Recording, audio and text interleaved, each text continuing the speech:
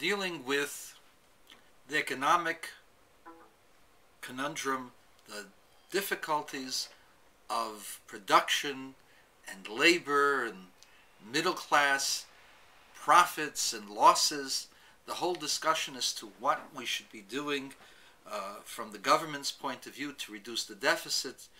The Republicans say cut spending, the Democrats say raise taxes, and everything revolves upon the idea that the middle class is somehow or other going to be shafted.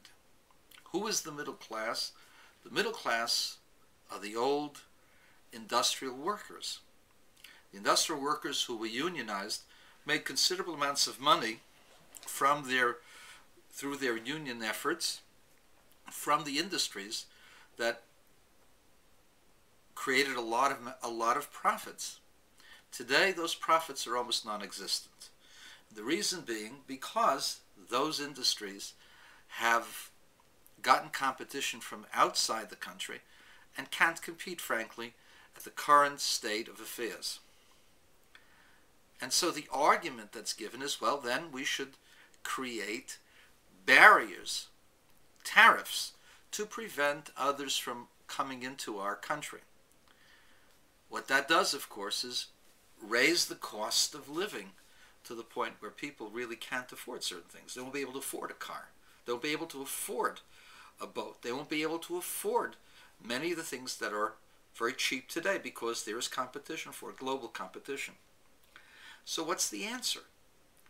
What is the thing that we should be doing to try to turn the financial ship of the country around? Now, what has this got to do with a rabbi? And the answer is everything that's found in the world is paralleled in the Torah. And the problems that you face here are also mentioned in the Torah. You know, the story of the Depression, the Great Depression, had Franklin Delano Roosevelt creating all kinds of work projects that were government do projects. They made those projects and they employed people. And people think that because government laid out all of this money and they taxed all of the rich, that somehow or other this got us out of the Depression. And that's a lie. Anybody who knows history knows that it's a lie. Government cannot create jobs that are permanent. There are two factors over here. Number one, government is inefficient. Everything the government does costs more than if somebody else was doing it privately. Because the government has to cover every single part of its function. And this creates a monstrous bureaucracy, which is ineffective and overpaid, cumbersome, and in the end cannot work. There is no public established thing that works efficiently. The private sector is always more efficient, always more careful with its P's and Q's than the government. That's number one. Number two, point of history. The Depression led to approximately 19 to 20% unemployment in this country and a huge amount of underemployment. In 1939, right before the arrival of World War II, do you know what the unemployment rate of the country was? 17%. This is after 6 years of Franklin Delano Roosevelt having all of these work projects and massively hiring all different kinds of people for public works. And he still couldn't get the employment to be the way it should be.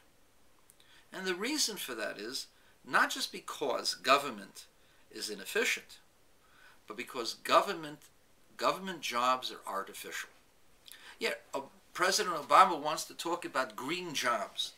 Green jobs cost someone some money. Somebody's got to pay for it. Oh, we'll tax the rich. Oh, wait a second. A job, by definition, has to be productive.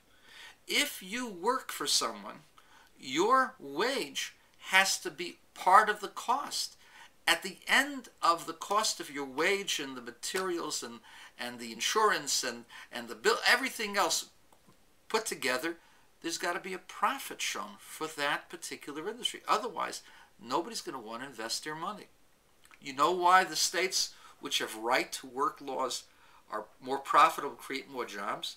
Very simply because people who have money would rather invest in a place where the taxes are lower and the costs are going to be lower. But that's unfair. Unfair to whom? If you have an industry that's going to go ahead and go bankrupt, as General Motors and Chrysler did, as Ford almost did. If you have an industry that's going to go bankrupt when you have the present system of confrontation, it's not going to work.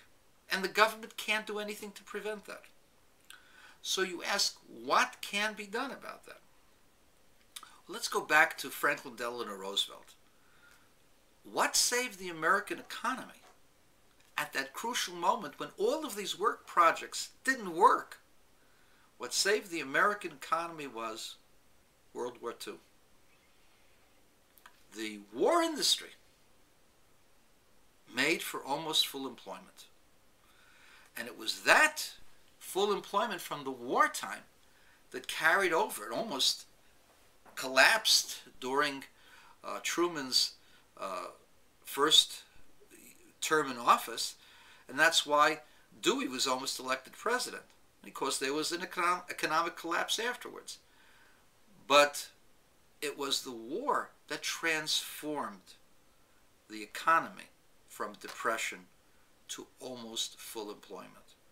And this is found in the Talmud. The Talmud says that the advisors of King David came to King David and asked him, what should we do?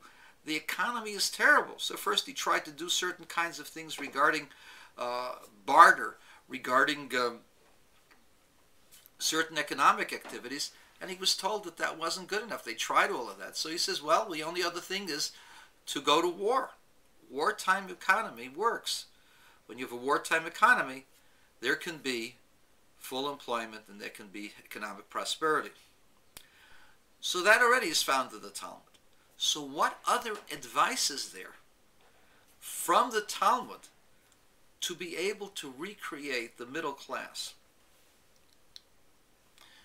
Understand that the Talmud is very sympathetic to the worker, as is the Torah. The written Torah is sympathetic to the worker. As it says, Ki li b'nei Yisrael avodim. The children of Israel are my servants. They're not servants to other servants. And when you have workers who are completely at the behest, the beck and call of the person investing the money, the boss, then these people are in effect serfs and servants. And so there have to be protection, has to be protection for the workers. And there are protections. But there are situations which can be made to protect the workers even further. And that is using a different model of the relationship. Up until now, you have confrontation. You have a block of workers who are unionizing in order to attack the profit-making giant that is a company. Now, in many cases, the businessman doesn't have enough of a reserve to be able to guarantee large wages. And by unionizing and having artificially high wages actually serves to destroy the company. So what is the method that can be employed to have startup companies be able to have workers and yet create the middle class that the Democrats, the liberals are calling about? They're saying that Republicans are anti-middle class. Somehow or other that if you're anti-union, you're anti-middle class. And that's ludicrous. The reason why those liberal policies don't work is because they deplete the source of the engine, the source of revenue of the engine, to be able to create new wealth, to be able to recreate new jobs. You've got to create an industry that's competitive.